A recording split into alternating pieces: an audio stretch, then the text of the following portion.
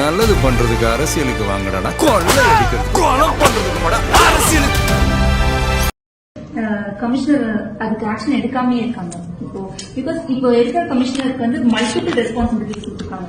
Independent commissioner இருக்கணும். ஒரே ஒரு கமிஷனரா மட்டுமே இருந்தா மட்டும்தான் அவர் வந்து அந்த வேலைகளை செய்ய முடியும். அவருக்கு வந்து வேற பல ரெஸ்பான்சிபிலிட்டிஸ், சென்டர் ஆஃப் எக்ஸலன்ஸையும் பாத்துக்கணும், எஜுகேஷன் டிபார்ட்மெண்ட்டையும் பாத்துக்கணும்.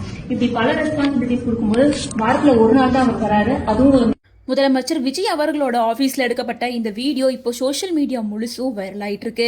அதாவது விஜய்க்கு தெரியாமலேயே அவரோட ஆபீஸ்ல மீட்டிங் நடக்கும்போது இந்த வீடியோ எடுக்கப்பட்டதாகவும் இது சோஷியல் மீடியால அரசு அதிகாரியே ரீல்ஸா பதிவிட்டிருக்காரு அப்படின்னு சொல்லி மிகப்பெரிய சர்ச்சை சோஷியல் மீடியா முழுசுமே வைரலா போயிட்டு இருந்துச்சு. ஸோ இந்த நிலையில இந்த வீடியோ எடுத்தவர் யாரு, எதுக்காக எடுத்தாரு அப்படின்னு எல்லா விஷயங்களும் கொஞ்ச நேரத்துக்கு முன்னாடி தான் தெரிய வந்திருக்கு. கமிஷனர் அதுக்கு ஆக்ஷன் எடுக்காமே இருக்காங்க. இப்போ இருக்கிற கமிஷனருக்கு வந்து மல்டிபிள் ரெஸ்பான்சிபிலிட்டிஸ் கொடுத்துருக்காங்க.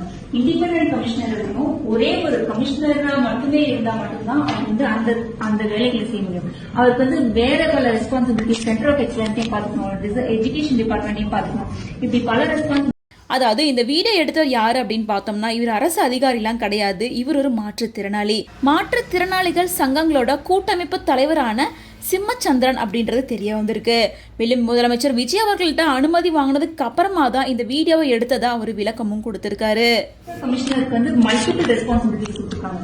இண்டிபெண்டன்ட் கமிஷனர் இருக்கணும். ஒரே ஒரு கமிஷனரா மட்டுமே இருந்தா மட்டும்தான் அவர் வந்து அந்த வேலைகளை செய்ய முடியும். அவருக்கு மக்களுக்கு நல்லது பண்றதுக்கு அரசியலுக்கு வாங்கடா, கொள்ளை அடிக்கிறது கொலை பண்றதுக்கு அரசியலுக்கு.